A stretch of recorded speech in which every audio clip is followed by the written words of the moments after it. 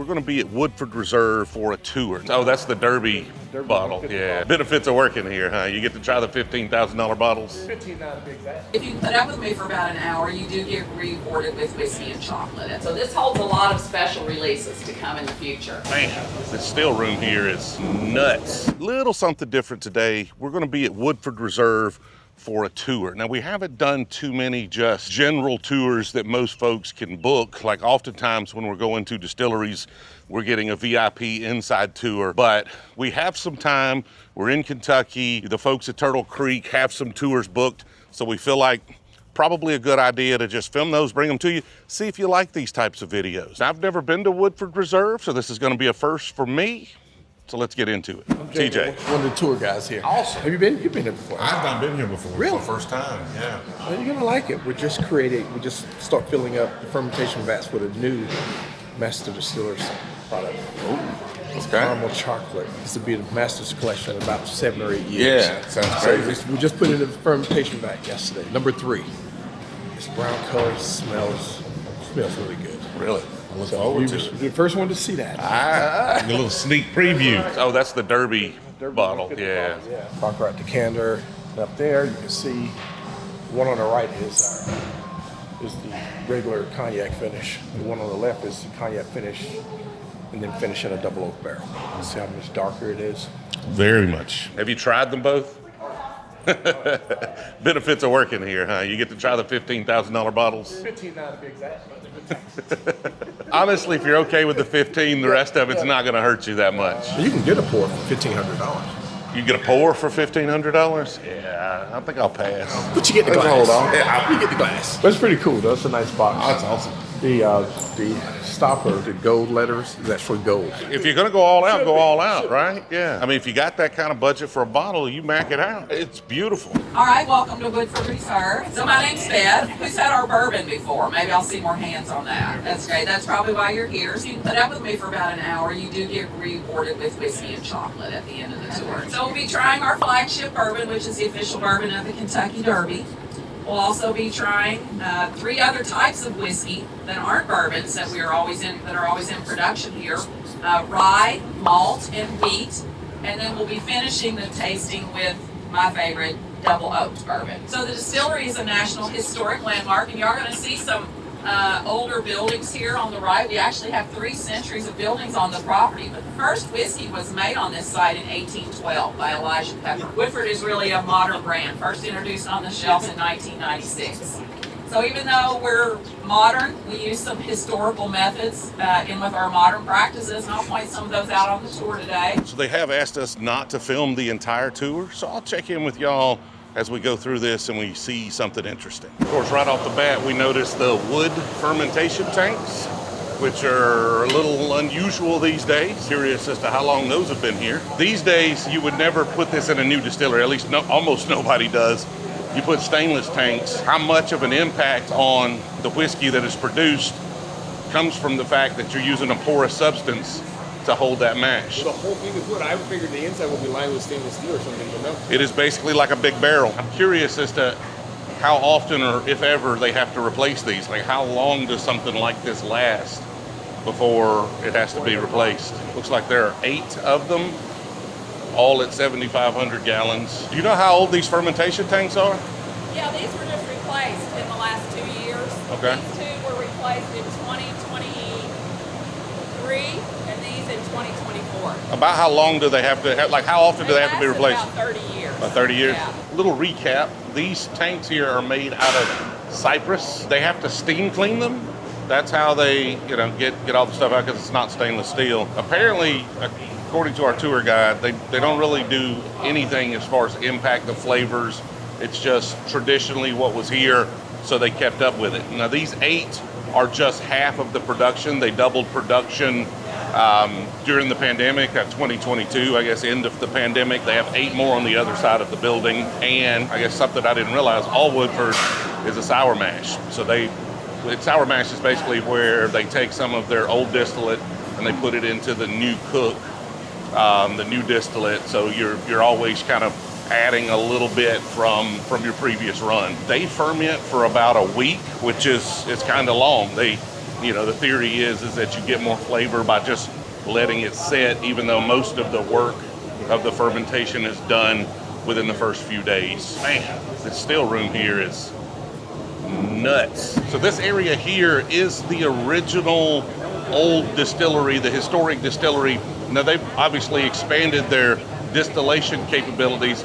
These over here are the original couple of pot stills, and then when they expanded in 2022, they added the ones on the other side. Now supposedly they distill their whiskey 3 times, triple pot distilled, which according to our tour guide is the only bourbon that is triple pot distilled, much more like an Irish whiskey or a Scotch might be. Now, they also push the limits of how far you can distill a bourbon. They're really pushing the boundaries at 160 proof off the still, and then they're going to proof it down to 110 proof to actually put it into the barrel. So every one of the Woodford products is going to be triple distilled to 160-ish proof, and then it's going to be proofed down to about 110 for barrel entry. And of course, Brown-Forman has their own coopers, so the barrels down here are going to be made by Brown-Forman in Louisville, shipped over here to Woodford, and then they fill them. This tank here, this gauge tank, is where they proof down their whiskey with reverse osmosis water that they source here locally. And by locally, I mean here on the property. And of course, a simple filling station off of this tank, right? Looks like it's gravity fed right into the barrel right there. Fill it in, hammer in the bunghole, and send it on to the tracks out there to roll to a rick house, a truck. I don't know. We'll find out. How many barrels a day are they typically filling? I see about 200 Okay. a day, and it can vary, I guess, depending on the yield is of each fermenter and, Sure. and things like that. So it takes about 18 hours to really take one fermenter through all the way through distillation. Now, Woodford doesn't exactly age it to a specific number. What they're doing is they're aging to taste. They taste the barrels, and then they send them for bottling whenever they feel like they're ready. They did say about 7-ish years typically. I don't know how easy it's going to be to see, but right up above me there is a pipe that is full of whiskey. Apparently, up on top of the hills there, they dump barrels that are ready to be bottled, and they come through that pipe into this bottling facility, that's crazy. We're going to just go over there and hit that pipe and see if something comes out.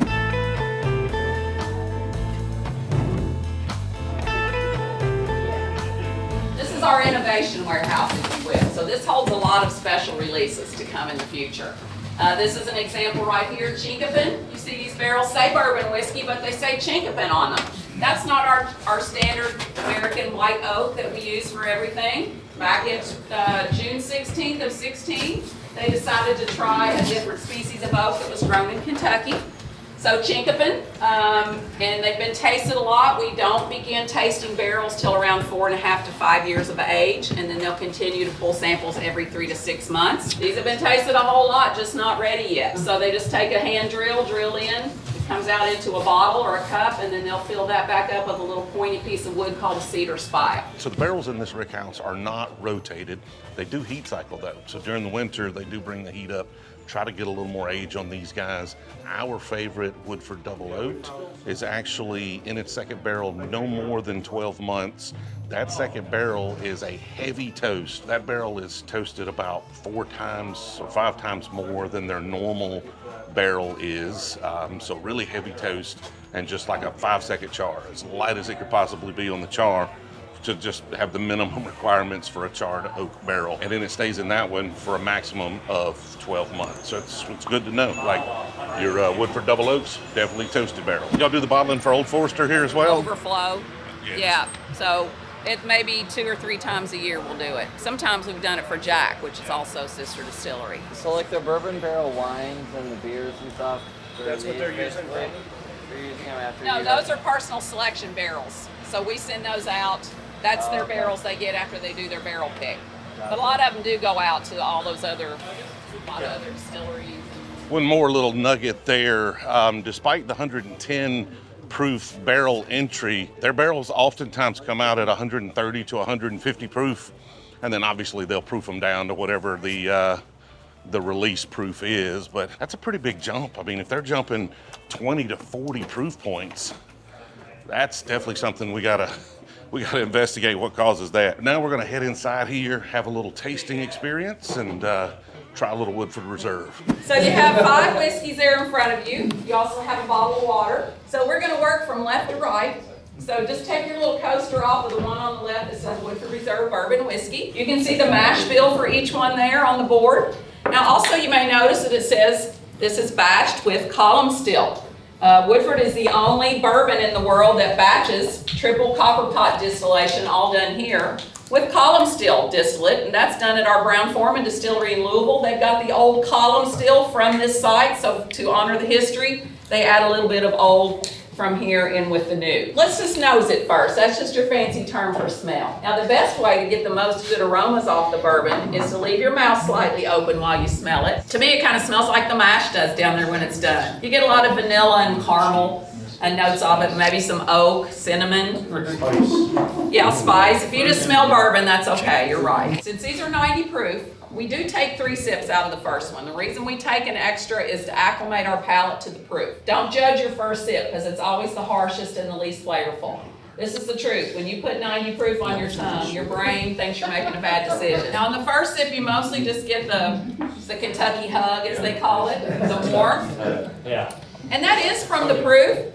But our mash bill, look how much rye we use in our bourbon. 18% is considered high compared to a lot of other bourbons. So this is a high rye bourbon, and by adding more rye to the mash bill, that's crafting that longer, spicier finish. You know, if we were judging in competitions, they don't even begin to judge or score until they're 3 or 4 sips in. All right, so that's Woodford bourbon. I know most everybody's had that. Been out since 1996. So next we're gonna go from a bourbon to really an almost bourbon, but a malt whiskey. So if you notice the malt whiskey, smells completely different than the bourbon. It's earthy, and we were the first malt whiskey on the American market since Prohibition. So a lot of ryes nowadays, you may know this if you drink a lot of rye, most of them are really spicy. You know, one of my sons, my youngest son's favorite whiskey is Fireball, so he has a high appreciation. Not that there's anything wrong with that. So Woodford's making a pre-Prohibition rye. This is just an old Brown-Forman recipe. Actually, it dates back to 1900, pre-1900. So it's very light on the nose. We only use 53%. Very low. You have to have 51% for it to qualify as a rye whiskey. We're only at 53. We put a lot of corn in this one. 53 rye, 33 corn, 14 barley. That's been out since 2015. That goes out all over the world. The governor of Kentucky's favorite whiskey, so he says. So the next one is our newest. This is the baby of the Woodford Reserve whiskey family. So this has only been out since 2019, and it's the only 4-grain recipe we make. It's the only one that contains wheat. Bless you. All right. Anybody like that wheat? Not like it? It's also only available in Kentucky, really, unless you're in a really large market out in the U.S. I think it's out, the malt and the wheat are only in 16 really big markets. So now double oaked. So double oaked was released in 2012. And I told you about the second barrel, right? Look at the color difference in the two. So all that's changed that color is going into that second barrel that we toasted a lot longer and charred a lot less for 1 more year. It's the same amount of bourbon in both bottles. Double oaked is the priciest on our flight, so it sets itself aside by being in its own unique shape. So go ahead and pick it up and nose it. If you're like me, you'll hear the angels singing when you smell that one. I know it's sweeter when you pick out any caramel. So lastly, I want you to take a bite of your chocolate, your bourbon ball. And I'll have a little toast for my groom over here for our last sip. But dark chocolate's a really good pairing with bourbon because it's fatty, and that fattiness melts on your tongue, that coats your palate. Any whiskey you taste with dark chocolate is going to go down smoother on your second sip, but dark chocolate might tend to bring out a little more spice for most of you of the double oak. Not in a bad way, just different. So let's do a little toast to our groom. Here's to the 3 rings of marriage, the engagement ring, and the wedding ring, and the suffer ring. Cheers. So while y'all are finishing up, I want to tell you about the red barrels. So those were released for the 150th Kentucky Derby. We only did 2 barrels. Only sold in Kentucky, 150 bottles out of those 2 barrels. They've already been emptied and bottled. They just put the one red one down there for us to talk about on tour. The other one's sitting out here next to the bottle in the glass case. It's supposed to be the rarest we've ever bottled to date, so it's actually our bourbon, finished fully in our barrels. Then in 2016, they took it out of our barrels and it went into used, extra old cognac casks, meaning that those cognac casks had seen a minimum of 30 years of cognac in them. In 16, it went into those, and then in 2022, as those red barrels were marked, it went into 2 new double oaked barrels. So heavily toasted, flash charred for 1 more year. The wood for the barrels was actually seasoned outside in the winter circle at Churchill Downs. Partnership with Baccarat Crystal, so they're only $15,000 a bottle, if anybody is so inclined to buy one.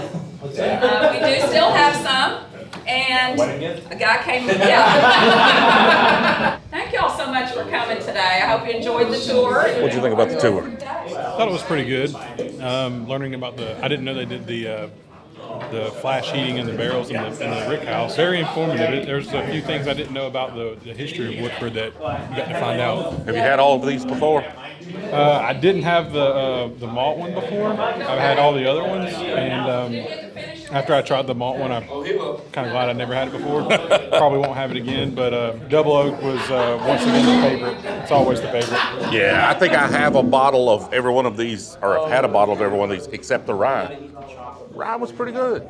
Like I kind of like the rye. So that concludes our tour here at Woodford Reserve. Obviously, we couldn't film the actual tour all the way through, so I tried to give recaps at each stage and everything that just kind of interests me about whatever they were saying or telling. Let me know if you watch all the way to the end. Hit me with a bottle kill down in the chat. Let me know your thoughts on these types of videos, whether we should keep doing them, whether we should stick to bourbon hunting, or how we could make these distillery tours better for y'all. And then kind of the thought of the day really is around toasted barrels. Like, I'm a big fan of Woodford Double Oaked. I'm just okay on normal Woodford. I love Double Oaked. And so a really heavy toast with a light char. We've got to do some videos. We've got to go to some cooperages and learn a little bit more about barrel making and the flavor impact on whiskey. Really looking forward to the day when we can make our own whiskey and start running experiments to see exactly the impact of every little decision that's made. Toasted barrels, and I've had a lot of toasted barrels, but never really got into exactly the impact those have on the whiskey, because I wouldn't have picked Woodford Double Oak necessarily as a toasted barrel. Appreciate y'all watching all the way to the end. We'll see y'all in the next one.